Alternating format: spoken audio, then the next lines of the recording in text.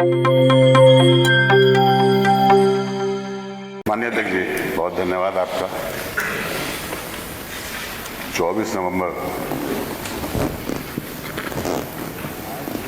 एक प्रार्थना पत्र न्यायालय में दिया जाता है, जिसमें संभल में स्थित शाही जामा मस्जिद को सर्वे के लिए कहा जाता है कि इसमें हम सर्वे करना चाहते हैं। अध्यक्ष जी, सर्वे की रिपोर्ट उस दिन दी गई, सर्वे उस दिन किया गया। अदालत ने उसी दिन ही सर्वे तय कर दिया और उसी दिन ही 2 घंटे के अंदर पूरी प्रक्रिया कर सारों को संभल भेज दिया। संभल में जब इसकी सूचना हुई तो संभल की जामा मस्जिद की जो कमेटी थी, संभल में जो मौलानाओं की और जामा मस्जिद के सब कमेटी के लोग ने उस जो कमेटी आई थी सर्वे करने के लिए उसको सहयोग किया, पूरी तरह का सहयोग किया और आसानी से सब कुछ समाप्त हो गया। और समाप्ति होने के बाद जैसे ही वो चले, उन्होंने जय श्री राम के नारे लगाने लगे, जिससे समाजवादी पार्टी नहीं पूरा संभल इसके ऊपर आक्रोशित हो गया, मगर फिर भी शांत रहे तो चले गए। एक दिन फिर 23 तारीख को के लिए फिर बहस के लिए कहा गया कि एक मरतबा हमें सर्वे करना है। 23 तारीख को ये कहा गया कि रात को हमारे संभल के जनपूर्ण अधिकारियों ने कि कल सुबह 24 तारीख को 7 बजे फिर दोबारा सर्वे होगा। मान्यवर जामा मस्जिद कमेटी और शहर के मौजूद लोगों ने उनसे ये कहा कि 24 तारीख की क्या जरूरत है। 24 ये आदेश जो हुआ है वो 29 तारीख तक अपनी सर्वे रिपोर्ट जमा करने का हुआ है, तो इतनी जल्दी क्या है। मगर नहीं माना गया। लखनऊ से आदेश हो गया कि नहीं, 24 को ही कराना है। 24 को क्यों कराना है? क्योंकि 23 के अंदर रिजल्ट आया। 23 के अंदर रिजल्ट आया कुंदर की विधानसभा का। वहां का रिजल्ट जो आया था उसमें सारे के सारे वहां के जो मुस्लिम वोटर्स थे उन सबके वोट डाल दिए गए, जबरदस्ती जितवा दिया गया वहां के। इसके ऊपर कोई विरोध न हो, कोई आक्रोश न हो, इस वजह से उन्होंने कहा कि इसको बदला जाए, इस प्रकरण को, और इसको इस तरह से तरमीम कर दिया जाए। सर्वे रिपोर्ट आ गई, बैठ गए। लोगों ने फिर दोबारा नारे लगाने लगे जय श्री राम के। भीड़ इकट्ठा हो गई। भीड़ इकट्ठा होने के बाद पुलिस ने फायरिंग शुरू की और फायरिंग शुरू होने के बाद में 5 लोगों की डेथ हो गई, जिसमें नईम, बिलाल अंसारी, आयान और मोहम्मद कैफ। मगर एक व्यक्ति का पोस्टमार्टम में नहीं हुआ, पुलिस ने जबरदस्ती उसको दफन करा दिया। मान्यवर, इसमें FIR होती है और FIR के अंदर संभल के MP ज़ियाउर रहमान का नाम आया, जो कि संभल में थे ही नहीं, बेंगलुरु गए हुए थे। मैं भी वहां नहीं था, मेरे बेटे का नाम आ गया, वो भी वहां नहीं था। गर्ल्स के 27 लोगों के नाम उसके अंदर आए और उसके बाद से पुलिस ने पड़तालना शुरू कर दी। घरों के अंदर घुस के इतनी बुरी तरीके से मारा उन लोगों को। वो नामजद भी नहीं थे, मगर नामजद किया गया बाद में उनको। इस तरह का आयाम हो गया और शहर के अंदर अफरा तफरी मच गई।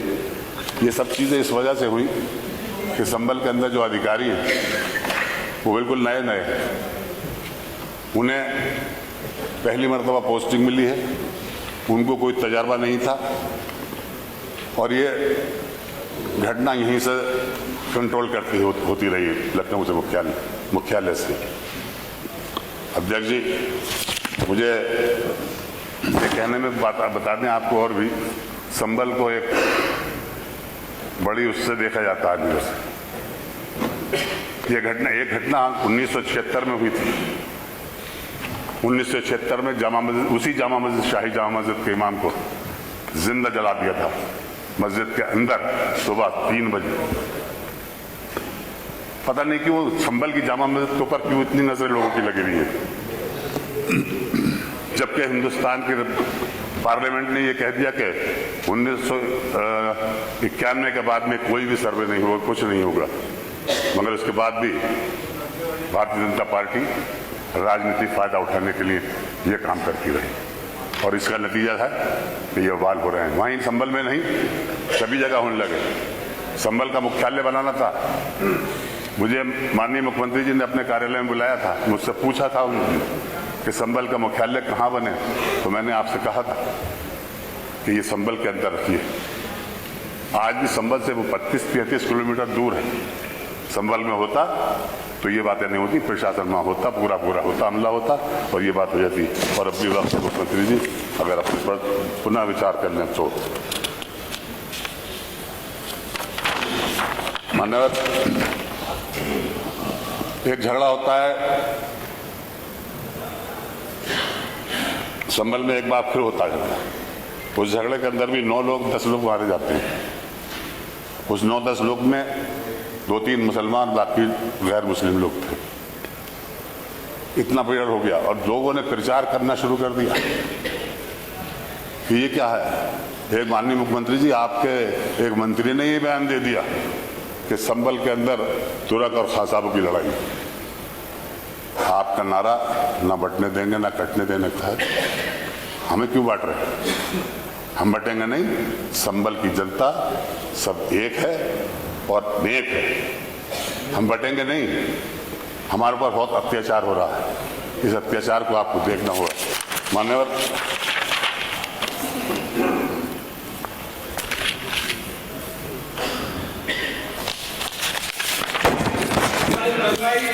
आप बैठे नहीं, आप ना, यू आर नॉट, नहीं, आप जब जवाब दो देंगे, नहीं, आप नहीं, आपका नहीं, जब आपको अवसर देंगे, आपको अवसर नहीं,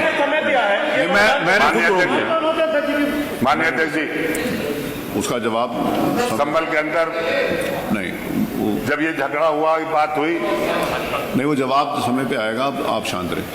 इन लोगों ने झगड़ा कराया, भाजपा के लोगों ने, यह घटना घटी, 5 लोग मर गए। समाजवादी पार्टी के राष्ट्रीय अध्यक्ष आदरणीय अखिलेश यादव जी ने एक कमेटी का गठन किया, जिसमें हमारी विधानसभा के नेता प्रतिपक्ष की उसको हेड बनाया गया। जाने नहीं दिया गया, मना कर दिया गया, यहाँ उनको हाउस अरेस्ट कर लिया गया, वहां नहीं जाने दिया गया। किस बात को छुपा रहे थे? किस बात को छुपाया जा रहा था जो इनसे नहीं जाने दिया गया? ये जाते कुछ ना कुछ अमन की बात करते। इनका स्वभाव तो आप खूब जानते हैं किस तरह का है। और अगर इनको मना कर दे, सबको मना कर दिया।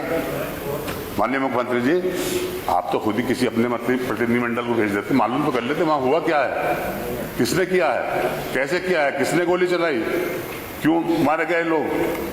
इस तरफ को न देखकर ये हुआ। मैं आज फिर आपसे ये कहता हूँ, आज भी आप ऐलान करिए इस विधानसभा के अंदर और यहाँ की कमेटी बनाइए, विधानसभा के सदस्यों की 10 कमेटी के बनाइए, 7 अपने तरफ के रखिए, 3 हमारे रखिए, दूध का दूध, पानी का पानी हो जाएगा। अध्यक्ष जी, ये ज्यादती ना कराइए, बहुत ज्यादती हो रही है और खासतौर से हम लोगों को निशाना बनाया जा रहा है। हर ऐसे नारे लगाए जाते हैं जिससे हमें उत्तेजित करने का मौका देते हैं, मगर हम उत्तेजित नहीं होंगे। हम इस देश के, इस प्रदेश के विकास के लिए काम करते रहेंगे। हमारा ये कर्तव्य रहा है, इस देश को के अंदर कोई भी ऐसी गड़बड़ी हो तो हम आगे बढ़कर साथ दें। और हमें शक की नजर से देखा जाता है, हमें शक की नजर से क्यों देखते हैं? आप राजनीति करिए तो ऐसी करिए कि विकास के कार्य कराइए हैं, प्रदेश को आगे बढ़ाने का काम करिए। हिंदू मुस्लिम करने से कोई वो नहीं है। आज भी आप सर्वे का संभल में कराएंगे, कोई भी हिंदू और मुसलमान ये नहीं कह सकता कि झगड़ा हिंदू मुसलमान का, ये कोई नहीं था। ये तो प्रशासन की वजह से हुआ। अगर प्रशासन को ये फीडबैक नहीं मिलता कि तुम उस पर गोली चला दो, तुम ऐसा कर दो, सर्वे कराओ, अगर ये तो हम उच्चतम न्यायालय का धन्यवाद देंगे जिन्होंने ये ऐसा आदेश कर दिया कि जिससे आपका भी कोई सर्वे नहीं होगा। मान्यवर, संभल की घटना बहुत गंभीर है और इसको आप गुस्से में न लेकर समझदारी से काम लेकर करिए। ये प्रदेश आपका है, आपने ये कहा कि मेरे प्रदेश में आज तक दंगा नहीं हुआ। तो इसकी जांच तो कराइए, आपके इसके पीछे है कौन। आप डायरेक्ट अगर अपनी मालूमात के जरिए से जो आपको वहां के प्रशासन दे रहा है उसके आधार के ऊपर आप ये कह लें कि मुसलमानों ने किया है। उस मोहल्ले में, जिस मोहल्ले के अंदर हमारा सांसद रहता, पूरा का पूरा घेराव कर दिया, बिजलियां काट डाली, सब कुछ कर दिया। आप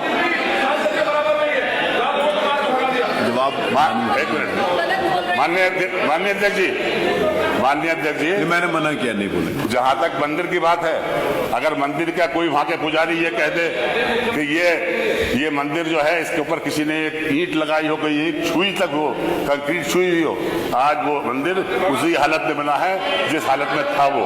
वहां के लोग जो वहां के लोग जो उसको बनाने वाले हैं, उसकी चाबी जिनके पास है, वो चाबी आज उसी ताले की चाबी उनके पास है, उसी से खोला गया। जब मंदिर को खोला गया तो उसके अंदर जो मूर्तियां रखी थी उसी एज इट इज वैसी रखी हुई है। एक भी कोई भी मूर्तियों का खंडन नहीं हुआ, कहीं नहीं खंडित हुई। मान्यवर, वहां के लोगों ने ये कहा कि हमारी आबादी इस जगह कम थी, हम 20, 25, 30 घर हैं यहाँ पर, बाकी सब मुसलमानों के, हमें मुसलमानों ने परेशान नहीं किया, मगर हमारे दिल के अंदर डर था, इस वजह से हम यहाँ से चले गए। वो संभल से बाहर नहीं गए मान्यवर, वो संभल से बाहर नहीं गए, संभल के अंदर ही रहे वो। और मंदिर के अंदर जाकर के बाद में उन्होंने डीएम को भी यही स्टेटमेंट दिया और प्रेस को भी यही स्टेटमेंट दिया कि हमें किसी ने भगाया नहीं है, हमें किसी ने कहा, जिस हालत में मंदिर आज था उसी हालत में आज खड़ा है।